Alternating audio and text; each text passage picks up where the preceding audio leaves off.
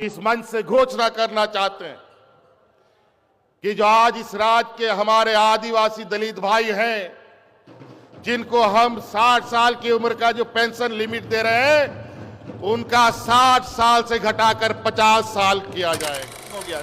सिर्फ वृद्धा पेंशन ही नहीं, विधवा पेंशन भी, विकलांग पेंशन भी, और तो और हमने ये भी निश्चित कर दिया है कि महीना के 5 तारीख तक हर एक पेंशनधारी के खाते में पैसा पहुंच जाना चाहिए। जहां चूक होगा उसको दंडित किया जाएगा। या फिर इस बार भी सरकार बस वादा ही करेगी, क्योंकि इस बार मामला बड़ा है। झारखंड सरकार ने 50 साल वालों के लिए पेंशन का ऐलान कर दिया है। आप सभी को पता है कि झारखंड में पेंशन का जो लिमिट है वृद्ध लोगों के लिए वो 60 साल था, लेकिन अब झारखंड सरकार ने 50 साल वालों को पेंशन देने का ऐलान कर दिया है। लेकिन हकीकत में क्या सभी को मिलेगा पैसा, खाते में पेंशन आएगा या फिर से डिले होगा? पूरा वीडियो देखिए, क्योंकि इस बार हेमंत सोरेन खुद बोले हैं अब किसी को बिना पेंशन के नहीं रहना पड़ेगा। लेकिन क्या ज़मीनी सच्चाई भी है? चलिए शुरू करते हैं। नमस्कार दोस्तों, आप देख रहे हैं हेमरम डिजिटल, जहां हम लाते हैं आपके लिए झारखंड सरकार की हर छोटी बड़ी खबर, चाहे वो पेंशन से जुड़ी हो या राशन से। अगर आप भी पेंशन योजना के लाभार्थी हैं तो ये वीडियो आपके लिए बहुत ज़रूरी है। तो झारखंड सरकार ने इस बार नवंबर महीने में 50 साल की उम्र पूरी कर चुकी लोगों को भी पेंशन के दायरे में शामिल करने का ऐलान किया है। यानी अब सिर्फ 60 साल प्लस नहीं, बल्कि 50 साल नागरिक को भी प्रति माह 1000 रुपये की किस्त दी जाएगी। इस योजना का फ़ायदा वृद्धा, विधवा और विकलांग तीनों श्रेणियों को मिलेगा। राज्य भर में लगभग 36 लाख लोगों को इसका सीधा लाभ मिलेगा और सरकार का कहना है कि अब कोई भी पात्र व्यक्ति पेंशन से वंचित नहीं रहेगा। अब बात करते हैं उस सवाल की कि जो सबसे ज़्यादा पूछा जा रहा है कि नवंबर का पेंशन कब आएगा। तो सामाजिक सुरक्षा विभाग की रिपोर्ट के अनुसार पेंशन भुगतान, लेकिन कई जिलों में तकनीकी कारणों से अभी तक अक्टूबर का पेंशन कुछ जिलों में पेंडिंग है। कुछ लोगों के खाते में पैसे इसलिए नहीं पहुंचे क्योंकि बैंक IFSC कोड बदल गया या फिर गलत डाला गया, आधार लिंकिंग अधूरी है या फिर खाता निष्क्रिय हो गया है।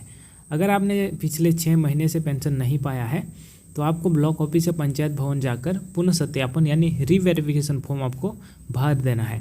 मुख्यमंत्री हेमंत सोरेन ने कहा है कि हम झारखंड के हर बुजुर्ग, विधवा और विकलांग को सम्मान के साथ जीने का अधिकार देना चाहते हैं।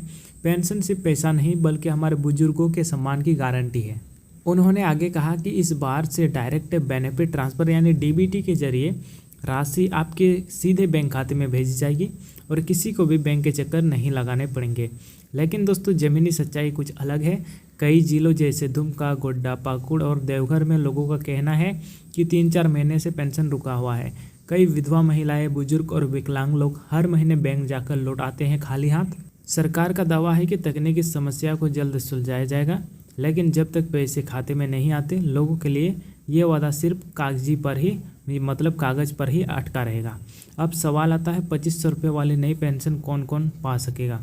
तो जिनकी उम्र 60 साल से अधिक है और जिनकी वार्षिक आय 72,000 से कम है, मतलब वार्षिक साल का 72,000 से कम है और झारखंड का स्थायी निवासी होना चाहिए, और जो किसी दूसरी सरकारी पेंशन योजना से लाभ नहीं ले रहे होंगे उन्हीं को इसका लाभ मिलेगा। लोगों की उम्मीद है कि इस बार सरकार सिर्फ घोषणा तक सीमित न रहे, बल्कि नवंबर की 5 तारीख को वाकई में सभी के खाते में पैसा दे सके, क्योंकि पेंशन का ये पैसा सिर्फ 1000 या 2500 नहीं, बल्कि लाखों परिवारों की आशा है।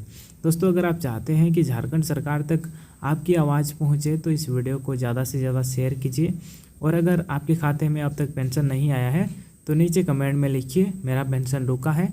क्या सरकार इस बार सच में 2500 रुपये देगी जैसे वादा किया गया था, या फिर से सिर्फ 1000 रुपये ही बैंक अकाउंट में आएगा? और सबसे बड़ा सवाल कि नवंबर महीने में पैसा किस डेट से मिलना स्टार्ट होगा? आज के इस वीडियो में हम पूरी कहानी खोल कर रख देंगे ऑफिशियल अपडेट के साथ। देखो दोस्तों, अप्रैल से लेकर सितंबर तक पेंशन के पेमेंट में बार बार डिले देखा गया है। कई ब्लॉक्स में 2 महीने का पेंशन एक साथ मिला, तो कई सिर्फ 1 महीने का ही पेंशन मिला। लोगों ने सोचा था कि दिवाली तक सरकार सब बकाया क्लियर कर देगी, लेकिन अभी भी अप्रैल मई के बकाया कुछ जगह पेंडिंग है।